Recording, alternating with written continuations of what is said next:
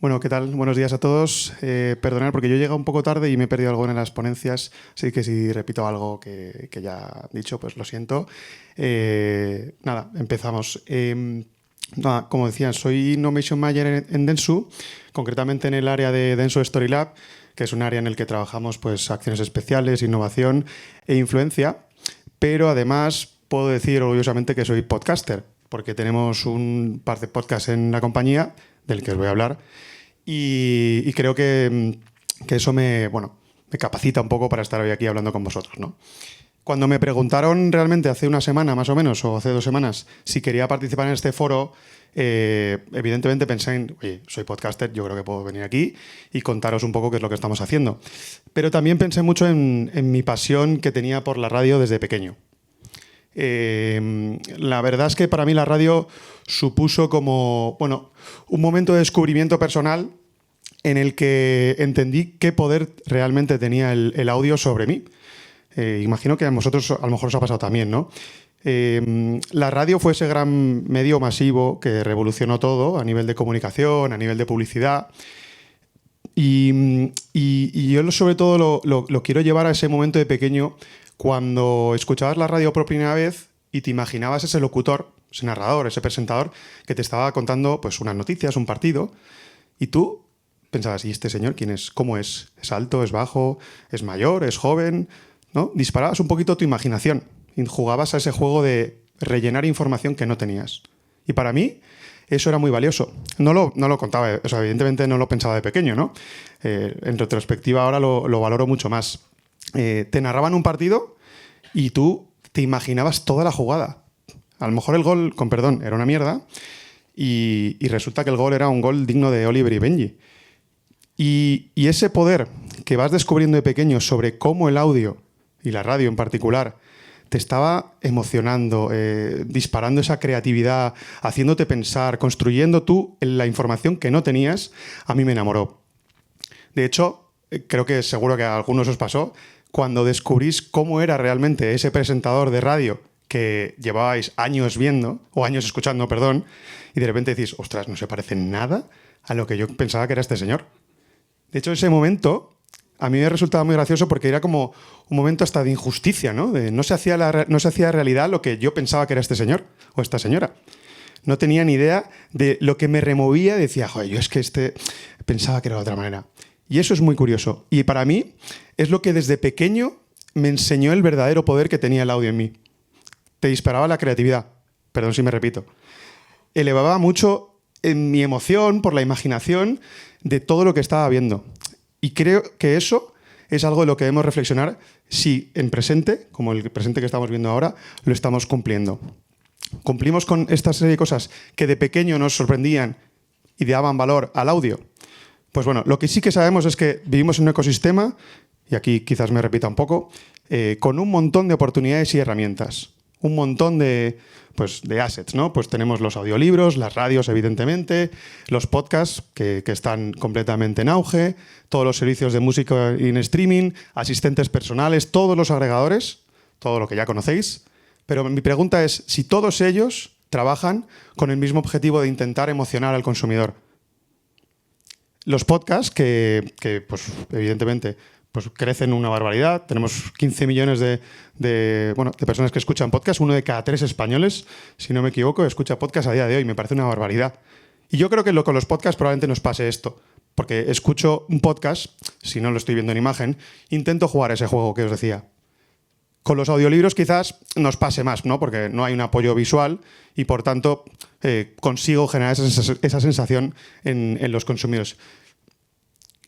Otra herramienta importante que está en el mercado y en este presente ya nos está empezando a definir el camino del futuro es la inteligencia artificial, porque realmente lo que está haciendo es transformando nuestra industria, ¿no? A un nivel pues estratégico, creativo, tecnológico, de manera muy notable. Podemos en un ratito podemos generar una voz, clonarla con un texto, podemos hacer una base musical, una canción, un asistente virtual, podemos hacer un montón de cosas. Es un abanico de oportunidades sin parangón. Yo creo que no hemos tenido estas herramientas, una herramienta tan poderosa en nuestras manos, desde hace mucho tiempo. La pregunta es, si con esta herramienta que es tan accesible, tan personalizable, medible, incluso que te puede trasladar nuevas preguntas éticas y creativas, vamos a funcionar bien. Esa es la pregunta. Si le damos un buen uso, pues entiendo que sí, podremos respetar esos códigos principales de los que hablaba al principio. Pero es que es tan rápida, es tan inmediata, que en 5 minutos, literalmente, puedo conseguir que una IA cree ese texto que os decía, clone mi voz, que esto con una nota de voz de WhatsApp, y suena Por así. favor, Miguel, ve un poco más rápido, que solo tienes 15 minutos para tu intervención y detrás vienen a contar cosas más interesantes. Es un poco un chiste, ¿no? Pero fijaros, en 5 minutos, o sea, yo podría haber hecho esta presentación con IA si hubiera moderado un poquito más la voz, en lugar de dedicarle 5 minutos, y eso es peligroso, porque quizás desvirtúa un poco el origen y el poder de ese audio del que os hablaba, que nos generaba cuando éramos pequeñitos. Y ahora vengo un poco con mi rollo, pero es un rollo interesante. En 2020, cuando nos encerraron a todos, bueno, pues por la pandemia, como ya sabéis, en la agencia en la que yo estaba, que básicamente es la misma, pero con otro nombre, que era iProspect, bueno, Wink y Prospect, montamos un podcast para hacer entrevistas a los compañeros de la empresa. ¿Cuál era el objetivo? La realidad es que no había objetivo. La realidad era, quiero hacer algo divertido, entretenido, desenfadado, que nazca de mi pasión por la radio y de mi pasión por hacer podcast o de mi pasión por conocer gente. Pero claro, la verdad es que el objetivo en realidad era más ambicioso. Era sacar una sonrisa a la gente en un momento delicado. Sacar a la gente de ese momento crítico un poco de la pandemia, las mascarillas, una posible crisis de la industria, no llegamos a objetivos. Bueno, pues con ese objetivo realmente lo que hicimos es eso, una serie de entrevistas a compañeros para conocerles a nivel profesional y personal. Y nada, y darle a la empresa pues un motivo diferente, una comunicación diferente, distendida, que semanalmente recibieran con una entrevista. ¿Qué podías ganar? Oye, pues si yo conozco a fulanito y sé que en la entrevista le hablo y me dice sobre que le encanta el baloncesto, pues yo la próxima vez, aunque no le conozca, me puedo acercar a él y ya puedo hablar sobre baloncesto porque a mí también me gusta. O porque tengo un cliente, que es la ACB, y oye, pues me interesaría pues saber un poco qué opinas sobre esta propuesta que te hago. La verdad es que estuvimos 2 años haciendo entrevistas y puedo decir que funcionó muy bien. Y no porque tenga datos que lo corroboren, porque no recuerdo las visualizaciones, o sea, las reproducciones ni los impactos, pero sé que funcionó muy bien y que cumplió con una de las premisas que os comentaba al principio sobre cómo el audio es tan poderoso y qué puede conseguir ese audio. Y es que removió y emocionó no solo a nuestros compañeros y amigos más cercanos, por supuesto, sino a los directores de la agencia. El gran Gonzalo Madrid, que muchos seguro que conocéis aquí, socio fundador de Wink y director estratégico, llegó a decirnos, es que es muy elocuente y muy creativo, que le habíamos ayudado a coser la compañía. Para mí, esa frase, la que la tengo tatuada en la cabeza, es lo que respondió a cuál era el objetivo de lo que yo estaba haciendo ahí. Ayudar a la gente y emocionarlas desde un producto como el podcast, como el audio, en un momento delicado. Y ese fue el mayor éxito. Me da igual si hubo reproducciones, siendo una comunicación interna, perdón, siendo un producto, digamos, de comunicación interna, a mí me dan igual las reproducciones, el impacto, los alcances. Lo que me importaba era esto, que realmente la gente dentro de la compañía estuviera contenta con lo que estábamos haciendo y le emocionáramos. Esto evolucionó pues 2-3 años después a lo que hoy es Dentsu On Air. Bueno, una plataforma que en partnership con Spotify hemos montado dentro de nuestra oficina en General Perón. Hemos evolucionado ese germen, digamos, del podcast, que por cierto se llama Un Rincón de Las Vegas, que no lo he dicho y lo presentaba yo, bueno, lo presento. Esto evolucionó a una plataforma un poquito más ambiciosa. Ya no hacíamos un podcast vía Teams en pandemia, sino que ahora tenemos una oficina con un estudio precioso que hemos montado, donde hacemos 2 programas, por lo menos. Uno sigue siendo Un Rincón de Las Vegas, ahora la muestra es un poquito mayor, ya no entrevistamos a gente de Wink y Prospect, sino entrevistamos a una muestra de entre 2.000 personas, más o menos. Lo cual pues hace más enriquecer el programa, ¿no? Porque tenemos más oportunidad de conocer a gente de diferentes marcas, a gente de diferentes agencias dentro de nuestro grupo, con diferentes inquietudes y nos puede dar pues una visión más completa de lo que es trabajar en Dentsu. Y además hemos evolucionado con otro concepto, otro programa que se llama Dentsu Talks. Aquí ya no entrevistamos a nuestros compañeros con un rollo muy desenfadado, un poquito de rollo late night, sino sentamos a nuestros clientes con nosotros y junto con directores de marcas o directores de agencias para que hablen de negocio, pero que hablen de negocio de una manera relajada. Que no sea una presentación de venta, que no sea una reunión tensa, sino, oye, ven aquí, siéntate con nosotros, cuéntanos qué te interesa sobre la industria, cuáles son las nuevas tendencias, hacia dónde está yendo tu compañía.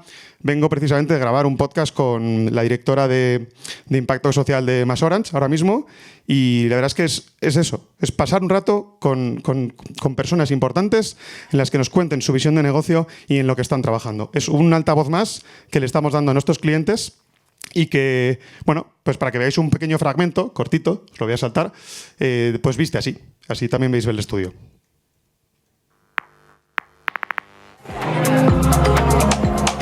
Estamos hoy aquí 3 mujeres para conversar, para disfrutar un ratito juntas en Dentsu On Air. Somos Ainara Viñarás, responsable y directora general de la división de Prestige de Shiseido, Sandra Eugena, directora general de iProspect de Madrid, y yo misma, Marta Pasamón, responsable de iProspect a nivel España. Pues por el principio, digamos. ¿Cómo era la Ainara adolescente, jovencilla? ¿Cómo te veías? ¿Qué es lo que te motivaba? Siempre he sido muy activa, soy muy activa y yo creo que viene un poco también desde mis inicios, ¿no? ¿Y qué recomendaciones le darías a los jóvenes? Bueno, yo siempre digo sin miedo, sin pereza y sin vergüenza. Creas una nueva marca que se llama Olé. Cuéntanos un poquito. O sea, ¿cómo nace? ¿Qué es Olé? Tuve la oportunidad de emprender dentro de Shiseido, es decir, de iniciar un proyecto de intraemprendimiento, que tampoco es muy normal, ¿no? En empresas tan grandes como son las nuestras, pues intraemprender es algo bastante excepcional. Porque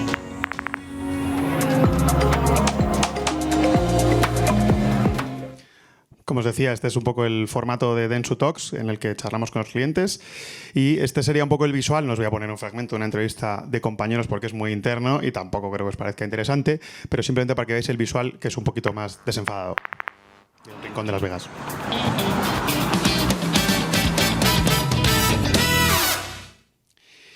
Bueno, hasta aquí un poco... Bueno, no, hasta aquí nuestro libro no, un poquito más.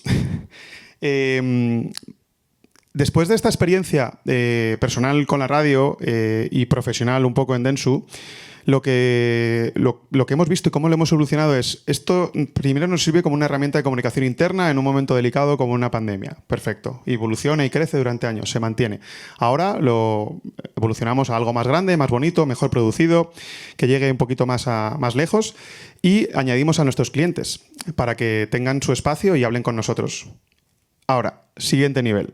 Nos hemos convertido, creando esto, en los mejores prescriptores para vender a nuestros clientes, que eso es lo que tienen que hacer ellos mismos.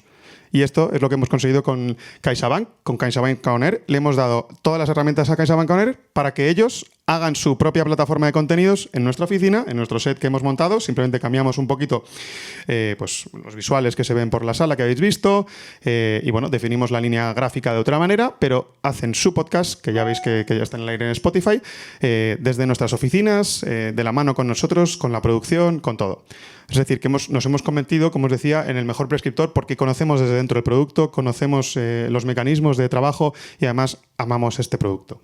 Donaciones en vida o herencia. Muchos padres se plantean si ayudar a sus hijos donándole una casa. ¿Tiene esto realmente letra pequeña? La letra pequeña de estas cosas es cuánto paga el que dona, porque al final insisto mucho siempre en eso, ¿no? Una donación no es un préstamo. Tú regalas un bien, sea una casa, sea un coche, sea lo que sea, y ya no vuelve. Te quería hacer una pregunta. Ese típico préstamo personal que hacen los padres a los hijos, ¿no? Oye, ¿esto es legal? ¿Se puede hacer? ¿Qué connotaciones tiene?